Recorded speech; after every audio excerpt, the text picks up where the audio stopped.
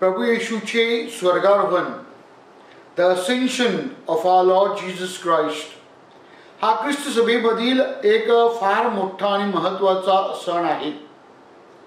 ह्या सणाच्या दिवशी प्रभू येशू ख्रिस्त या पृथ्वीवरील आपली जबाबदारी जणू काही पूर्ण करून परमेश्वर पित्याबरोबर एकरूप झालेला आहे. जणू काही संत पॉल म्हणतो फिलिपिकरास लिहिलेल्या पत्रामध्ये अध्याय 2 मध्ये की प्रभू येशू ख्रिस्त परमेश्वर असून परमेश्वर बरोबर राहण्याचं त्याने पसंत केलं नाही, तर मानवाच्या तारणासाठी तो माणूस झाला, या भूतलावर अवतरला आणि ती जी मानवाच्या तारणाची जबाबदारी होती ती पूर्ण करून जणू काही तो पुन्हा एकदा परमेश्वर पित्याच्या उजवीकडे बसलेला आहे. अशा प्रकारे हा स्वर्गारोहणाचा सण आपल्याला एका चांगल्या ख्रिस्ती शिकवणुकीविषयी बोध करत आहे. 2 प्रकारे आपण या स्वर्गारोहणाच्या सणावर चिंतन करू शकतो. One is political and second is liturgical. Political किंवा राजकीय म्हणजे परमेश्वर हा सर्व पृथ्वीचा जणू काही तारणारा आहे आणि तो या पृथ्वीचा राजा आहे.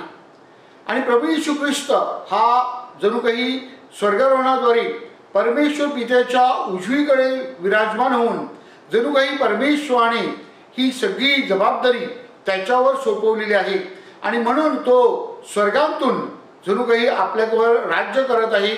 आणि देवराज्य प्रस्थापित करण्यासाठी आणि देवराज्याची संकल्पना जी त्याने सुरू केली आणि प्रेषितावर सोपवली ती पुढे नेण्यासाठी आज प्रभू येशू ख्रिस्त आपल्याला मार्गदर्शन करत आहे. म्हणजे प्रभू येशू ख्रिस्ताचं जाणं म्हणजे एक गैरहजर नाही, तर तो पूर्णपणे आता आपल्याबरोबर सर्व विश्वामध्ये सर्व ठिकाणी उपस्थित आहे आणि ही त्याची उपस्थिती आपल्याला या स्वर्गारोहणाच्या सणाद्वारे दिसत असते आणि या उपस्थितीद्वारे तो आपल्याला मार्गदर्शन करतो. ह्याचा अनुभव आपण आपल्या दैनंदिन जीवनामध्ये घेत आहोत. ज्या प्रभू येशू ख्रिस्ताने गलिलामध्ये आपल्या प्रेषितांना मार्गदर्शन केलं, त्यांना घडवलं, त्यांना प्रशिक्षित केलं, तोच प्रभू येशू ख्रिस्त आज संपूर्ण विश्वाला जणू काही परमेश्वराच्या उजवीकडे बसून तिथून मार्गदर्शन करत आहे. त्याच्या पवित्र आत्म्याच्या साह्याने तो आपल्याला बोध करत आहे, आपलं प्रशिक्षण करत आहे. देवराज्याचं कार्य पुढे चालू ठेवण्यासाठी तो आपल्याला आव्हान करत आहे. दुसरी बाब म्हणजे उपासनेची किंवा लिटर्जिकल. प्रभू येशू ख्रिस्ताने आपल्याला सांगितलेलं आहे, मी तुम्हाला अनाथ असं सोडणार नाही. ही प्रभू येशू ख्रिस्ताची आपल्याला जणू काही स्वर्गारोहणाच्या अगोदरची भेट आहे. प्रभू येशू ख्रिस्ताचं आश्वासन की मी जगाच्या अंतापर्यंत तुमच्या बरोबर आहे. The presence of the Lord with us. हा अनुभव आपण कसा घेऊ शकतो, तर उपासनेमध्ये आणि विशेष करून आपण मिसाबळीमध्ये हा अनुभव घेऊ शकतो. मिसाबळीद्वारे प्रभू येशू ख्रिस्त खुद्द आपल्यामध्ये उपस्थित राहतो आणि भाकरीच्या रूपाने जेव्हा आपण ख्रिस्ताचा स्वीकार करतो तेव्हा निश्चितच आपलं जीवन ख्रिस्तमय होत असते. आणि या ख्रिस्ताच्या उपस्थितीने जे कार्य प्रभू येशू ख्रिस्ताने गलिलामध्ये केलं, जे कार्य प्रेषिताने गलिलामध्ये केलं, तेच कार्य आपण करावं अशी प्रभू येशू ख्रिस्ताची शिकवण आहे.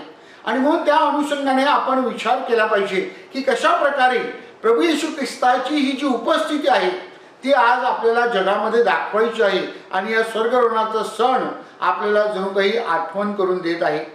आपण 3 प्रकारे आपण साक्ष देऊन प्रभू येशू ख्रिस्ताच्या उपस्थितीची जाणीव आज जगामध्ये करून देऊ शकतो. पहिली बाब म्हणजे आपलं धर्माचरण.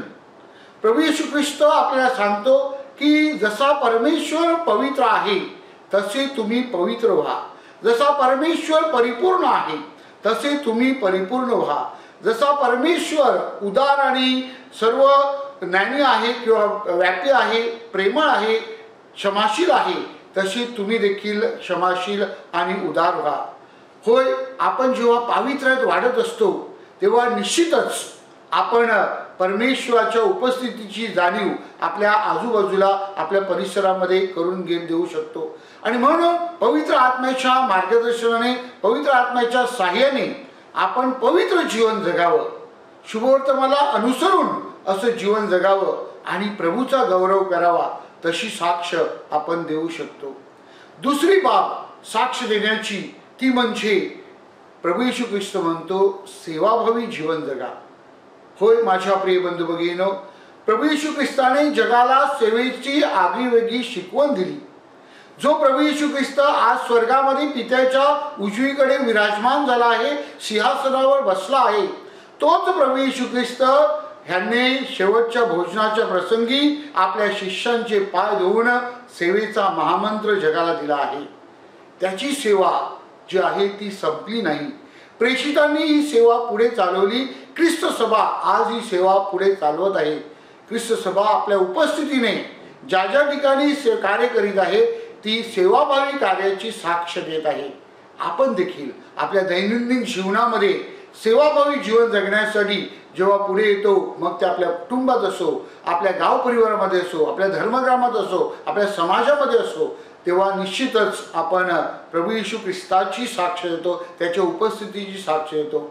आणि म्हणून आपण कोणत्याही क्षेत्रामध्ये असाल, राजकीय क्षेत्रामध्ये असाल, सामाजिक क्षेत्रामध्ये असाल, शैक्षणिक क्षेत्रामध्ये असाल, सहकार क्षेत्रामध्ये असाल किंवा पर्यावरणाच्या क्षेत्रामध्ये असाल, ख्रिस्त सभेमध्ये असाल, कोणत्याही क्षेत्रामध्ये आपण प्रभू येशू ख्रिस्ताची सेवेची साक्ष, नम्रतेची साक्ष कशी आपल्याला देता येईल आणि त्याची उपस्थितीची जाणीव इतरांना आपली कशी करून देता येईल, ह्याकडे आपण लक्ष केंद्रित केलं पाहिजे.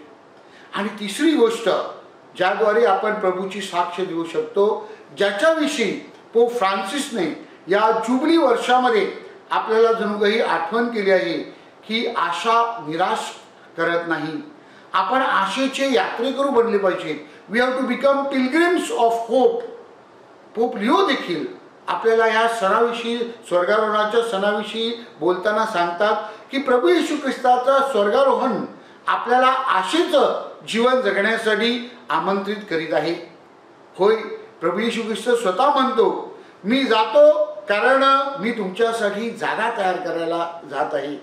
प्रभू येशू ख्रिस्त म्हणतो, मी गेल्यानंतर तुम्हाला कैवारी पाठवेन. प्रभू येशू ख्रिस्ताचं स्वर्गारोहण आपल्याला निराश करत नाही.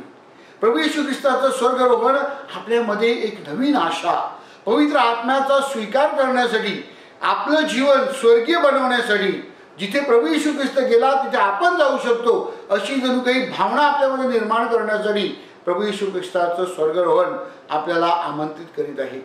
आज जगामध्ये नैराश्य आहे, आज जगामध्ये दुःख, वेदना, आजार आहेत, आज जगामध्ये जणू काही अंधकार पसरलेला आहे. अशा या पार्श्वभूमीवर आपल्या प्रत्येकाला जणू काही आशेची यात्रेकरू म्हणून, आशेचा संदेश घेऊन, पवित्र आत्म्याच्या मार्गदर्शनाने ही परिस्थिती बदलण्यासाठी, एक नवीन परिस्थिती निर्माण करण्यासाठी प्रभू येशू ख्रिस्त आमंत्रित करीत आहे.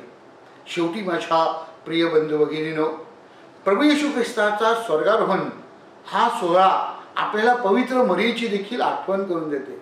प्रभू येशू ख्रिस्त स्वर्गामध्ये राजा म्हणून गेलेला आहे आणि म्हणून पवित्र मरिया ही स्वर्गाची राणी, हा जो आपण सोहळा साजरा करतो त्याची आपल्याला जाणीव होते.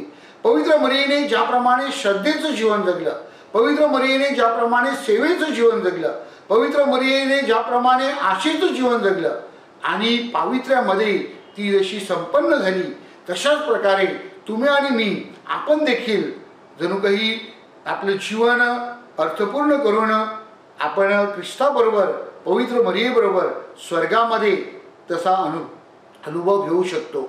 माझ्या प्रिय बंधू भगिनींनो, हा स्वर्गारोहणाचा सण आपण आपलं ख्रिस्ती जीवन कसं जगावं आणि आपलं ख्रिस्ती जीवनाचा दर्जा कसा उंचवावा आणि जगाला ख्रिस्ताची साक्ष कशी द्यावी यासाठी मार्गदर्शन करीत आहे. आपण आपल्या दैनंदिन जीवनामध्ये पावित्र्यात वाढून, सेवाभावी जीवन जगून आणि आशेचं जीवन जगून ख्रिस्त आपल्या बरोबर आहे याची साक्ष देऊया. स्वर्गारोहणाचा आनंद अनुभवूया.